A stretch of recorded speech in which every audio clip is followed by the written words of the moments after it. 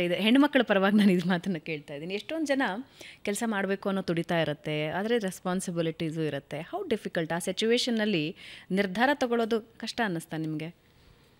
ಅಥವಾ ನಾನು ಇವಾಗ ನಿಲ್ಲಿಸಿದ್ರೂ ಮುಂದಕ್ಕೆ ನಾನು ಕಂಟಿನ್ಯೂ ಮಾಡಬಹುದು ಅನ್ನೋದು?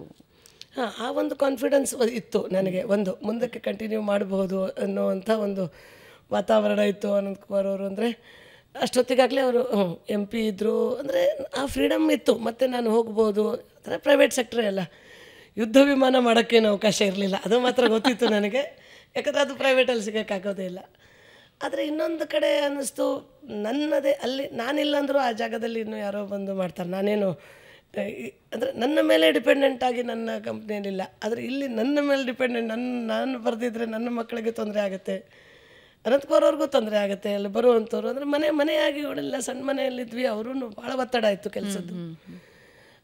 ಹೀಗಾಗಿ ನನಗನ್ನಿಸ್ತು ಅವಾಗ, ಅಂದರೆ ಒಂದು ವಯಸ್ಸು ಸಣ್ಣದು, ಅಯ್ಯೋ ಬಿಡಬೇಕಾಯ್ತಲ್ಲ ಅಂತ ಅನ್ನಿಸ್ತು ಅವಾಗ. ಆದರೆ ಆಮೇಲೆ ಇಫ್ ಐ ಲುಕ್ ಬ್ಯಾಕ್, ಇವತ್ತು ನನಗನ್ಸುತ್ತೆ ನಾನು ಖಂಡಿತ ಏನೋ ಬೇಜಾರು ಮಾಡ್ಕೊಳ್ಳೇಬಾರ್ದು ಅಂತ. ನಾನು ಇವತ್ತು ಯಾರು ಬಿಡಬೇಕು ಅಂತನ್ನೋರು ತನ್ನಿಂದ ಏನಾದರೂ ಇನ್ನೂ ದೊಡ್ಡದು ಮಾಡೋಕ್ಕಾಗತ್ತೆ ಅಂತಂದಾಗ ದಾರಿ ನಾವು ಹುಡ್ಕೊಂಡು ಹೋದಾಗ ದಾರಿ ಸಿಗುತ್ತೆ.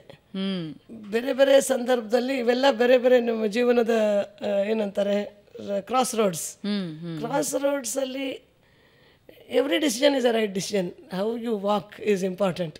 Every road is a good road. ಎಲ್ಲವೂ ಒಂದು ಕಡೆ ತೊಗೊಂಡೇ ಹೋಗುತ್ತೆ ನಮ್ಮನ್ನು. ನಾವು ಹೇಗೆ ಇರ್ತೀವಿ ಮತ್ತು ಹೇಗೆ ನಡಿತೀವಿ ಅನ್ನೋದ್ರ ಮೇಲೆ ಹೋಗುತ್ತೆ. ಬಿಟ್ಟ ಮೇಲೆ ನಾನೇನು ಸುಮ್ಮನೆ ಮನೇಲಿ ಅಡುಗೆ ಮಾಡ್ಕೊಂಡು ಕೂತ್ಕೊಳ್ಳಿಲ್ಲ. ಅದನ್ನೇ ಚೇತನ ಶುರು ಮಾಡಿದ್ವಿ. ಇವತ್ತು ನನ್ನ ಕಲೀಗ್ಸ್ ನಾನೇ ಇದ್ದಾರೆ, ಅವ್ರು ಕೆಲವೊಬ್ರು ಹೇಳ್ತಾರೆ, ನೀನು ಬಿಟ್ಟು ಹೋಗಿದ್ದು ಒಳ್ಳೇದಾಯಿತು, ಎಷ್ಟೊಂದು ಮಾಡ್ತಾ ಇದೆಯಾ, ನಮಗೆ ನಾವಿನ್ನೂ ಅದನ್ನೇ ಮಾಡ್ತಾ ಇದ್ದೀವಿ ಅಂತ ಅವ್ರು ಹೇಳ್ತಾರೆ. ಇಲ್ಲ, ಅಫ್ಕೋರ್ಸ್ ಅವ್ರದ್ದು ಪ್ರತಿಯೊಬ್ಬರದ್ದು ಅವ್ರವ್ರ ಫೀಲ್ಡಲ್ಲಿ ಕಾಂಟ್ರಿಬ್ಯೂಷನ್ ಇದೆ. ನಾವೇನು ಮಾಡ್ತೀವಿ ಅದ್ರ ಮೇಲೆ ಹೋಗುತ್ತೆ. ಹೀಗಾಗಿ ಇಂಥ ಸಂದರ್ಭದಲ್ಲಿ ನೀವೇನು ನಿರ್ಣಯ ತೊಗೊಳ್ತೀರಿ ಮತ್ತು ಹೇಗಿರ್ತೀರಿ ಅನ್ನೋದು ಭಾಳ ಮುಖ್ಯ ಆಗುತ್ತೆ.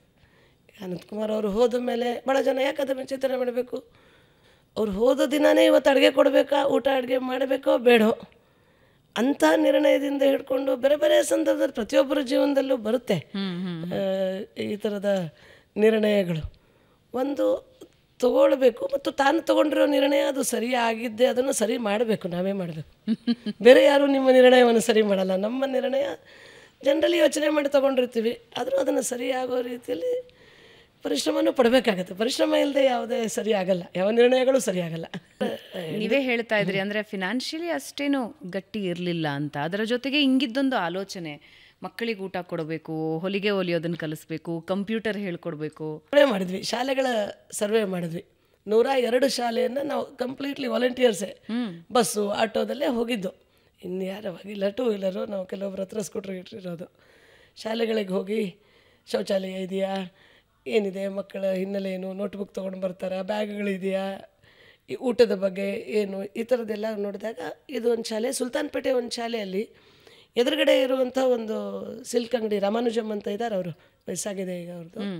ಅವ್ರ ಮನೆಯವರು ಇಬ್ಬರು ಮಧ್ಯಾಹ್ನ ಅಡುಗೆಯವ್ರನ್ನೂ ಕರ್ಕೊಂಡು ಬಂದು ಅಲ್ಲಿ ಕೂತು ಅಡುಗೆ ಮಾಡೋರು, ಅವರೇ ಸಾಮಾನು ತೊಗೊಂಡು ಬಂದು. ಅದನ್ನು ನಾವು ಹತ್ತಿರದಿಂದ ನೋಡಿದ್ವಿ. ಈ ಥರನೂ ಜನ ಇದ್ದಾರೆ. ಪ್ರತಿದಿನ ಬಂದು ಏನು ಅವಶ್ಯಕತೆ ಇತ್ತು, 150 ಮಕ್ಕಳಿಗೆ ಅಲ್ಲಿ ಅಡುಗೆ ಮಾಡಿ ಬಡಿಸಿ ಹೋಗೋರು. ಒಬ್ಬರು ಅಡುಗೆ ಒಂದು 150 ಜನಕ್ಕಾಗಲ್ಲ. ಹೀಗಾಗಿ ಅವರ ಗಂಡ ಯಾರೋ ರೇಷ್ಮೆ ಸೀರೆ ಅಂಗಡಿಯ ಮಾಲಕರು, ಅವರ ಹೆಂಡತಿ ಮತ್ತು ಅವರ ಅಡುಗೆಯವರು ಅಲ್ಲಿ ಪ್ರತಿದಿನ ಅಡುಗೆ ಮಾಡಿ ಬಡಿಸಿ ಮಕ್ಕಳಿಗೆ ಊಟ ಕೊಟ್ಟು ಹೋಗೋರು. ಆ ಶಾಲೆನೂ ನೋಡಿದ್ವಿ. ಶೌಚಾಲಯ ಅಂತೂ ಭಾಳಷ್ಟು ಶಾಲೆಗಳಿಗಿರಲಿಲ್ಲ, ಕಂಪೌಂಡ್ ಇಲ್ಲ, ಭಾಳಷ್ಟು ಸಮಸ್ಯೆಗಳಿದ್ದು. ಅಲ್ಲಿ ಇನ್ಫ್ರಾಸ್ಟ್ರಕ್ಚರ್ ರಿಲೇಟೆಡ್ಗಳಿಗೆ MP ಫಂಡಿಂದ ಕೆಲಸ ಮಾಡ್ಸೋಕ್ಕೆ ಶುರು ಮಾಡಿದ್ವಿ. ಆದರೆ ಊಟದ ಮಾತ್ರ ಮಾಡೋಕ್ಕಾಗಿರಲಿಲ್ಲ, ಅದೊಂದು ಉಳ್ಕೊಂಡ್ಬಿಟ್ಟಿದ್ದಾಗ ಎಲ್ಲ ಸರ್ಕಾರಿ ಶಾಲೆಗೆ, ಪ್ರೈಮರಿ ಸ್ಕೂಲ್ ಓದ್ತಾ ಇರುವಂಥ ಮಕ್ಕಳಿಗೆ ಊಟ ಕೊಡಬೇಕು ಅಂತ ಯೋಚನೆ ಅನೌನ್ಸ್ ಮಾಡಿದರು.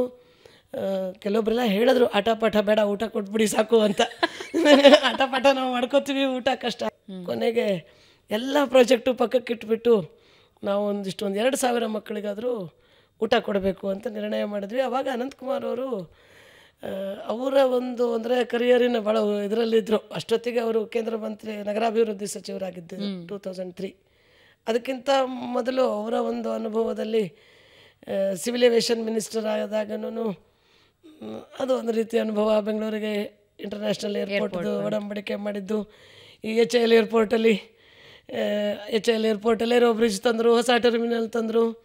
ಕೆಲವೊಂದು ವಿಷಯದ ಬಗ್ಗೆ ಅಂತೂ ಇದ್ರ ಬಗ್ಗೆ ನಾನು ಹೇಳಿದ್ನಲ್ಲ, ಸಣ್ಣ ಸಣ್ಣ ವಿಷಯಗಳನ್ನೇ ಗಮನಿಸ್ತಾ ಇದ್ರು ಅಂತಂದರೆ ಈ ಪೆರಿಷಬಲ್ ಕಾರ್ಗೋ ಅಂಥೇಳಿ. ನನಗೂ ಈ ಪದ ಅವಾಗೆಲ್ಲ ಇವೆಲ್ಲ ಸ್ವಲ್ಪ ಇಂಗ್ಲೀಷ್ ಪದಗಳು ನಮಗೂ ಸ್ವಲ್ಪ ಕಷ್ಟನೇ. ಅಂದರೆ ಪೆರಿಷಬಲ್ ಕಾರ್ಗೋ ಅಲ್ಲಿ ಹೂ ಬರುತ್ತೆ, ಹಣ್ಣು ಬರುತ್ತೆ, ಬೆಂಗಳೂರಿನ ಗುಲಾಬಿ ಹೂಗಳು. ಇವೇನಾಗೋದು ಅಂತಂದ್ರೆ ಹೋಗಿ ಏರ್ಪೋರ್ಟಲ್ಲಿ ಇರ್ತಿತ್ತು. ಇಲ್ಲಿಂದ ಅವಾಗನೇ UK ಕಳಿಸುವಂಥ ಒಟ್ಟು ವಿಮಾನದಲ್ಲಿ ಮುಂಬೈಗೆ ಹೋಗಿ ನೇರವಾದ ಫ್ಲೈಟ್ ಇರಲಿಲ್ಲ ಅವಾಗ.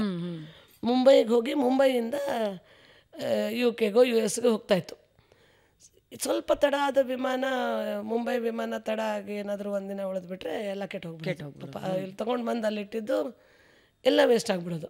ಹೋದರೆ ಒಳ್ಳೆ ಬೆಲೆ, ಇಲ್ಲಾಂದರೆ ಏನೂ ಇಲ್ಲ, 0. ಮೊದಲನೇ ಕೆಲಸ ಮಾಡಿದ್ದೇನೆ ಅವರು ಇದು ಗೊತ್ತಾದ ತಕ್ಷಣ ಪೆರಿಷಬಲ್ ಕಾರ್ಗೋ ಟರ್ಮಿನಲ್ಗೆ ಒಂದು ವ್ಯವಸ್ಥೆ ಮಾಡಿದರು. ಅಂದರೆ ಕೂಲಿಂಗ್ ವ್ಯವಸ್ಥೆ, ಇದರಲ್ಲಿ ಇಡುವಂಥ ಏರ್ ಕಂಡೀಷನರ್ ವ್ಯವಸ್ಥೆ ಮಾಡಿದರು.